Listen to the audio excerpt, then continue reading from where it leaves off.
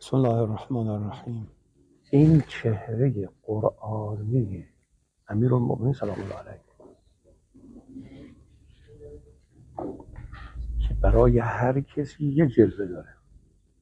آخر این روایت شما سریع رد شدید. اون آخر روایت یه نکته‌ای داشت، خیلی نکته مهمی بود، زود رد شدید.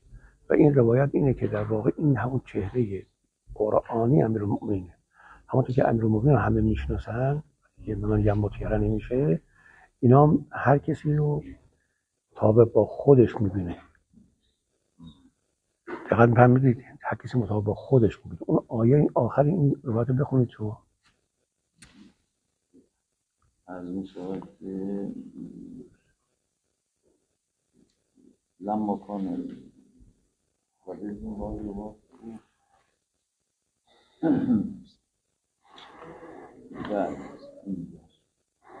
کیف رأیت عبادی فیقول یا رب منهم من صاننی و حافظ علی ولم یضیع شیئا و منهم شاید قبل از این باشه. نه همونه. نه این آخر جمله. ان هذا لفظ من الملائکه نعرف بسمته و صفته بسمته غیر انه کان اقرب الملائکه من الله عز وجل مقاما من هناك البس من النور والجمال ما لم نلبس ثم يجاوز حتى ينتهي الى رب العزه تبارك وتعالى ويخر تحت العرش ويناديه تعالى یا حجتی فی الارض و کلامی الصادق ارفع رأسک و سل تعط وشفع تشفع و یرفع رأسه. خدای متعال میگه کیف رأیت عبادی. این میگه بعضیا من رو حفظ کردن، عرضم به حضور شما. برید آخر روایت خوندید. هنوز کردیم و عزتی و جلالی لأصیبن علیک اليوم احسن الثواب و لأعاقبن علیک اليوم علیم العقاب و یرفع القرآن رأسه فی صورت اخرى. که اینجا رو حالا نخونده گذاشتیم برای فردا. اینجا 4 تا 3 تا 4 تا شاهد آورد، یعنی به 4 صورت. اولا در 120,000 صفحه 80 تاش مال شیعه، 40 تاش مال بقیه. بعد اول میاد علی صف شهدا فینظر الیه الشهداء فیقولون ان هذا الرجل من الشهداء نعرفه غیر انه من شهداء البحر. دوم میاد ارزم به این شهدا میگن شهدای دریایی. دوم میاد بر صف انبیا و المرسلین فی صورت نبی مرسل و ینظر النبیون و المرسلون الیه و یشتد لذالک تعجبهم و یقولون ان هذا لنبی مرسل نعرفه بصفته غیر انه اوتی فضلا کثیرا و یجتمعون فیأتون رسول الله و یسألونه و یقولون من هذا او ما تعرفونه و یقولون ما نعرفه. انبیا میگه هذا ممن لم یغضب الله علیه و یقول رسول الله هذا حجت الله علی خلقه فیسلم ثم یجاوز حتی یأتی صف الملائکه فی صورت ملک مقرب فینظر الیه الملائکه. ملائکه سوال میکنن که ان هذا العبد من الملائکه نعرفه بسمته و صفته غیر انه کان اقرب الملائکه من الله عز وجل و ثم یجاوز. 3 تا رو رد کرد: شهدا، انبیا، ملائکه. بعد میاد روی ذات پروردگار عالم و فیخر تحت العرش قرآن و ینادی تبارک و تعالی یا حجتی فی الارض و کلامی الصادق ارفع رأسک و سل تعط وشفع تشفع. که برای قرآن شفاعت میکنه. گوش دادی؟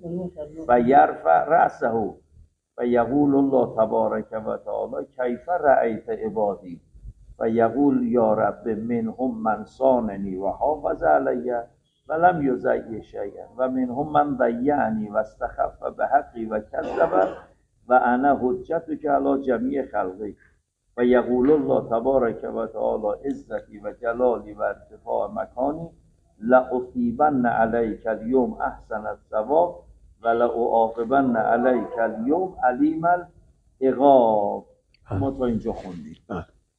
از شود که در اینجا چند تا نکته مهم هست که اولا چهره امیرالمومنین سلام الله علیه، اینکه حجت الله هست، اینکه فرمود و هو فی السماء اله و فی الارض اله، این از اون بابه که حجت الله فی الارض بیان کرد و این از این جهته که در واقع این امیرالمومنین قرآن هم امیرالمومنین فرمود انا قرآن ناطق.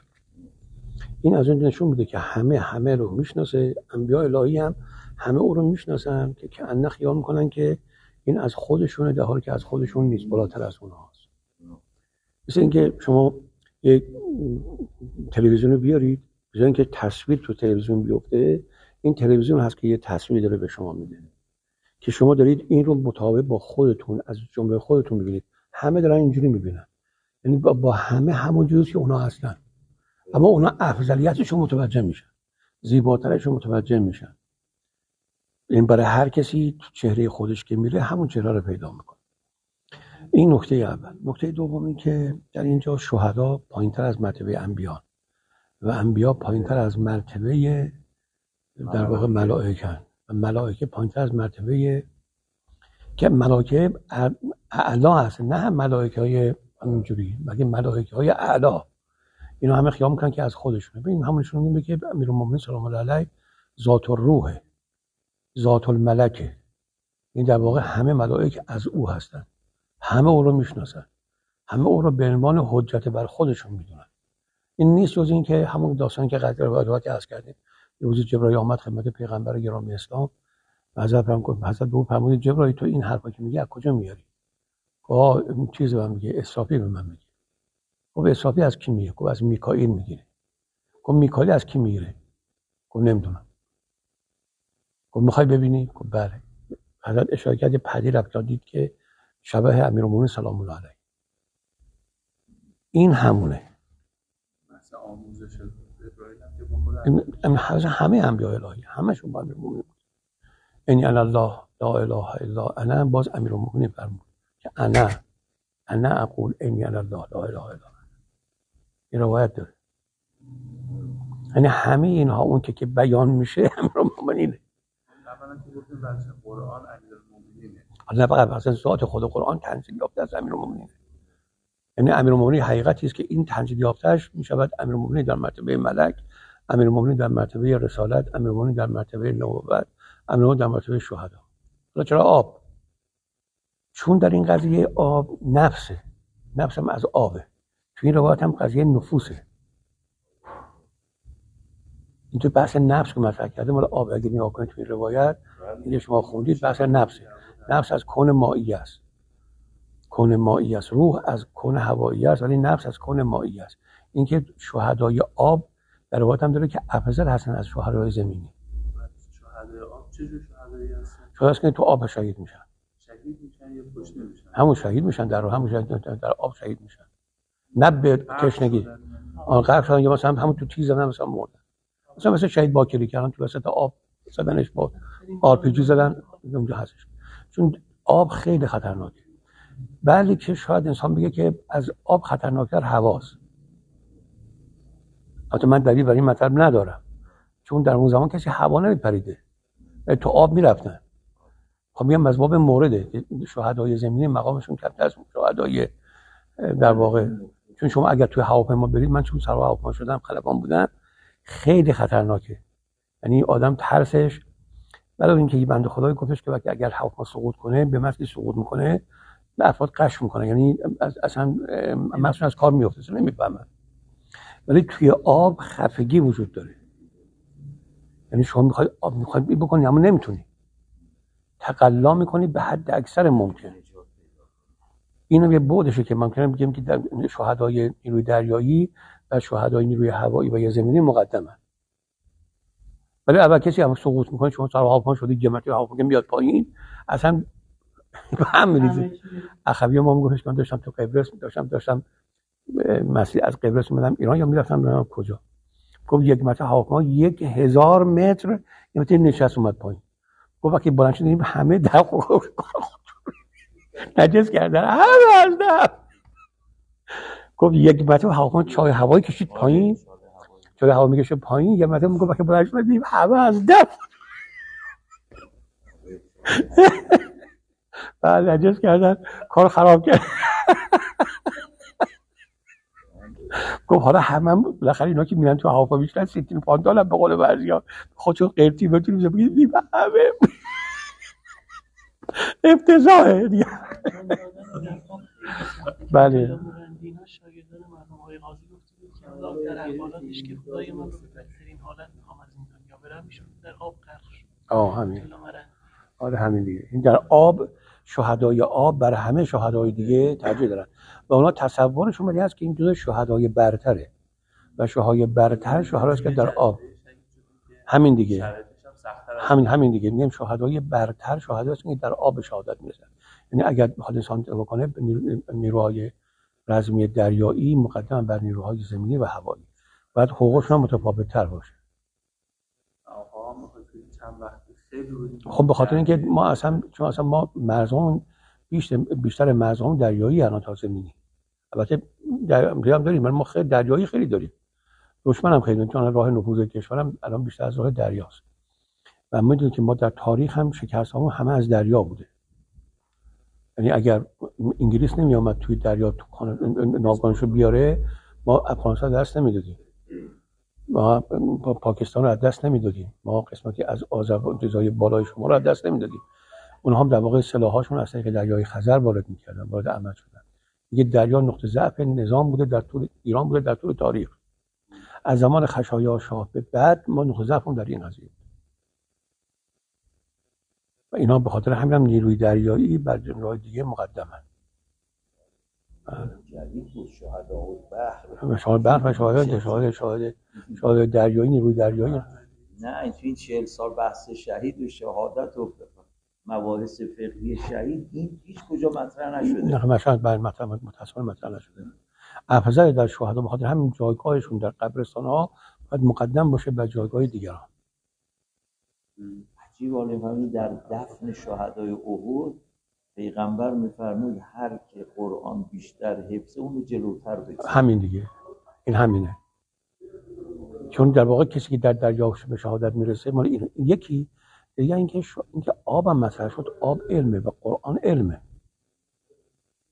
قرآن علمه، آب هم علمه. از این جهت نه شهدای در واقع در آب یعنی شهدایی که در راه علم علوم قرآنی به شهادت رسیدن. آب علمه. بله. کسی که خواب میبینه آب علمه. تعبیر خواب آب علم. کسی که مثلا دید تو استعداد شنا میکنه این بهش به زودی بهش علم میدن. کان عرش علی ما برای همینه. بله. کان عرش علی ما هم برای همینه. بله. آب اینه. آب چون در واقع کون مائیه مال نفسه. نفس هم در واقع همه چی به علم توی نفسه. ما بالاتر از علم داریم که حکمت تو روحه. حکمت مال روحه، مال کون هوایی است. اما علم مال نفس، مال کون مائیه است. اینا کسی اصلا تو بحث نگرده تو حوزه. هیچ کس از این بحث نگرده. حکمت مال کدوم مرتبه وجود انسان؟ مال کون هوایی انسان. علم مال چه مرتبه؟ مال مرتبه نفس انسانه. آقا که فلسفه خوندن یک کلمه از این حرفا توی فلسفه علم نفسش نیست. یک کلمه نیست. چون من خوندم درسشم این در واقع بودیم دیگه اصلا کردیم. تصور علم نفس مطرح میکنن که خیال میکنن نفس هم روحه. اتفاقا اینجور نیست. نفس غیر از روحه. این هم از اون نکات خیلی مهمه که در اونجا این در این قالبه و جالب اینجاست که در این حقیقت مائیه امیرالمؤمنینه. این حقیقت مائیه امیرالمؤمنینه. امیرالمؤمنین در مقام علم. بله. ولی حقیقت هوایی یه چیز دیگه است. اصلا ما نمی‌فهمیم. همون ذات الروحه. ذات الروح حقیقت هوایی است. ولی روح هم هوایی از حکمت دیگه. بله دیگه. چون حکیم حالا امیرالمؤمنین حکیم علیم حکیم. علیم هست ولی مرتبه اعلاش حکیمه. حکمت بالاتر از علمه. موضوع حکمت کلمه است ولی موضوع علم نوره. و علیون حکیم و علیون حکیم. بله اینا. بله. این علی پیش ماست. علی حکیم پیش ماست. شما دوباره علیم، شما دوباره علیم میگردیم، ما علیم حکیم پیشمونه که اون مال اون حقیقت اون چرا که از امیرالمؤمنین الان در قالب قرآن عرضه شده است و قرآن تجلی امیرالمؤمنین مال کون نفسیه مائیه امیرالمؤمنین، نه کون روحیه. چون اصلا اون کردن روح خود روح من امر رب، میگم برید دنبال کارتون. حقیقت روحیه امیرالمؤمنین، حالا از حقیقت روحیه امیرالمؤمنین مثلا در حد شما نیست، مال عالم امره. اونی که در عالم شما میتونید بهش برسید فقط عالم علمه، حقایق علمی است. حقیقت مال عالم نفسه و نفس از کون مائی است و علم از کون نفسی است، از کون مائی است. علم مال کون نفسی است و نفسی از کون مائی است و علم از کون مائی است. اما کون هوایی بالاتر از او که مقام حکمت برمیگرده و موضوعش هم کلمه است. فتلق آدم ربی کلمات فتابه، یا فرمود کلمت الله هی العلیا. این مقام بالاتر از این حرف است. ما تا عالم خلق ما با عالم امن نمیتونیم پیدا کنیم. قل الروح من امر ربی، عالم امن اصلا قابل تصور برای بشر نیست. اون چرا که بشر میتونه پیدا بکنه اینه که ارواح هم فقط میتوانند، که ملائکه هم فقط میتوانند، چون از هوا هم از ملائکه هم از آبن، چون جبرائیل در هر صبحی در آب کوثر غسل میکنه و هر یک قطرهش تبدیل میشه به ملک.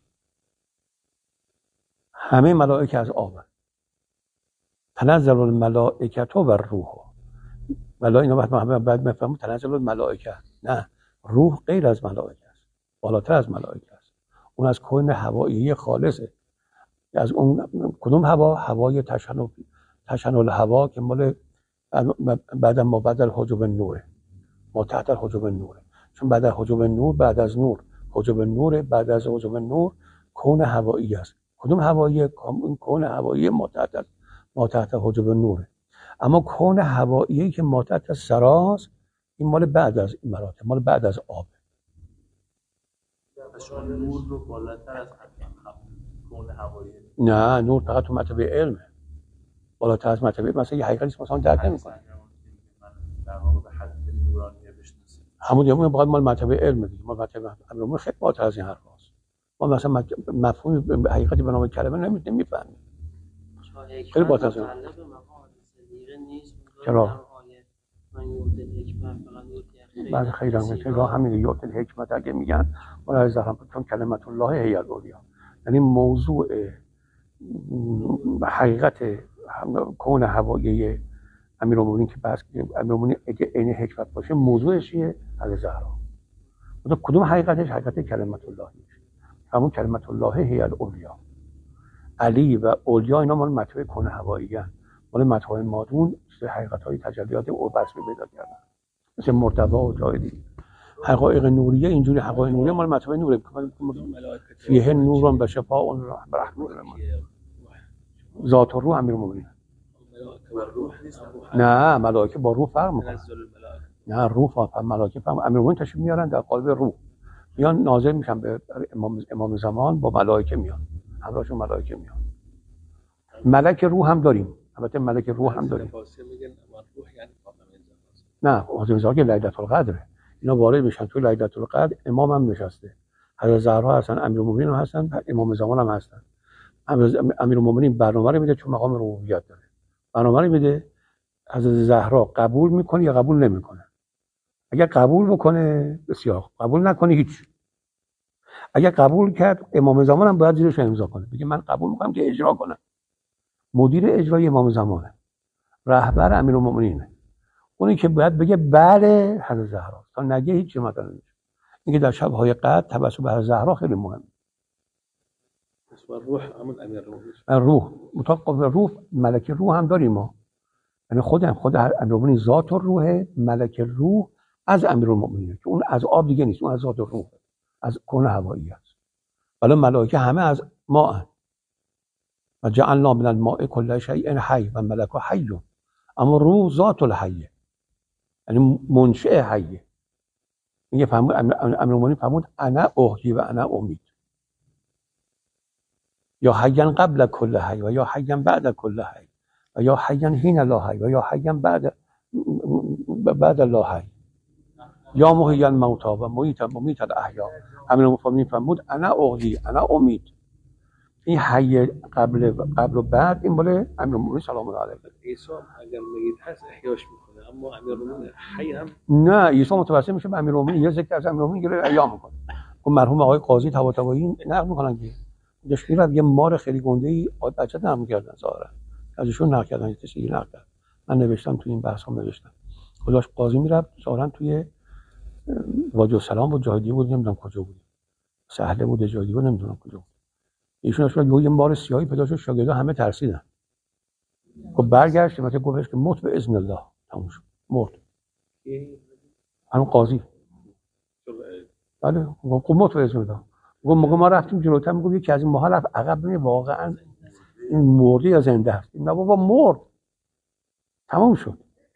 گفت حالا این جالبه که میگم برگشتیم همون مسئله برگشتیم، قاضی دل سوخت. خب احیا به اذن الله، حیاتش شد.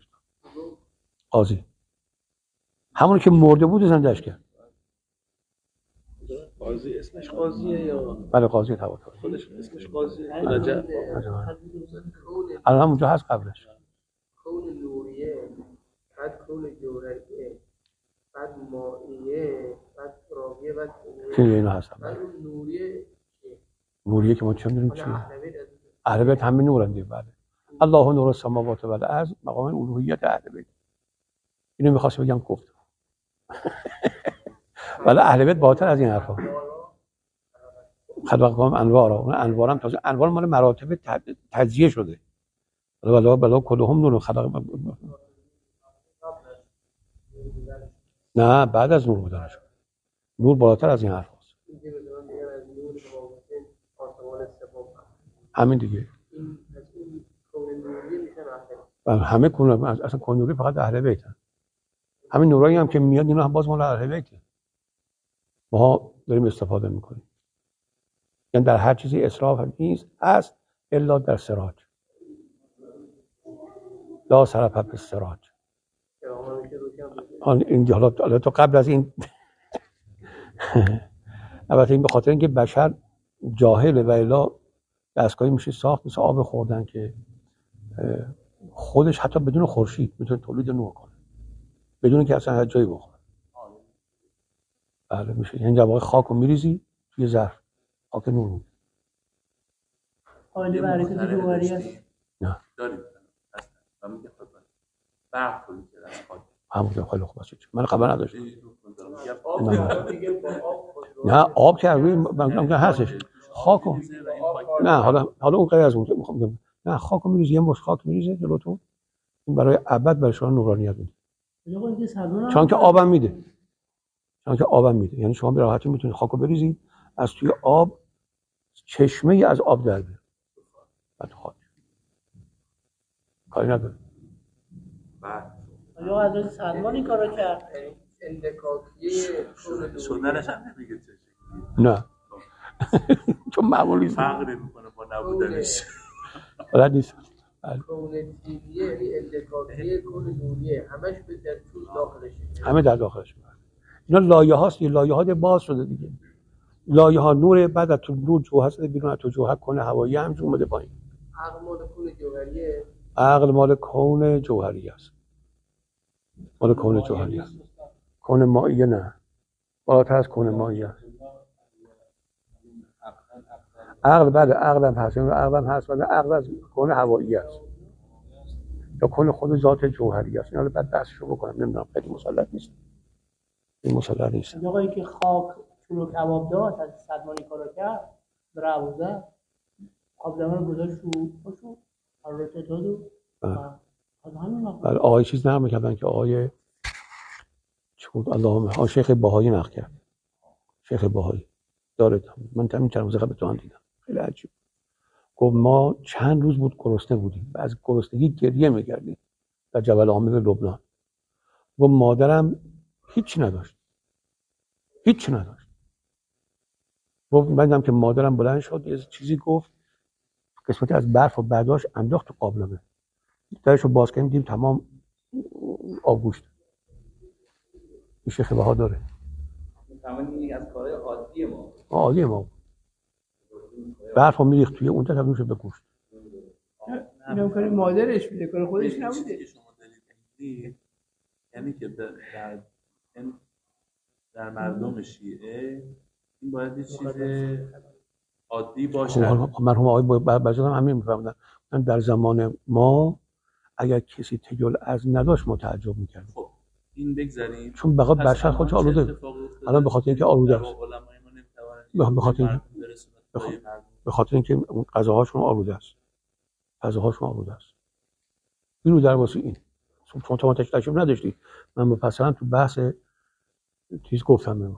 من متاسفانه ماها الان گرفتار پولی هستیم و شریعت که چیزی جز شبهات نیست.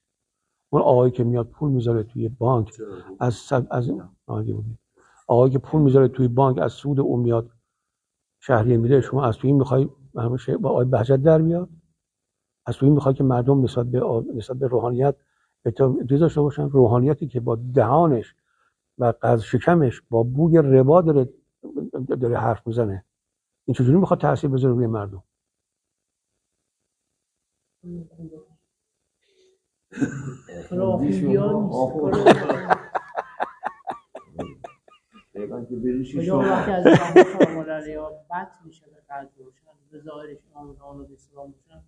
همینطوره.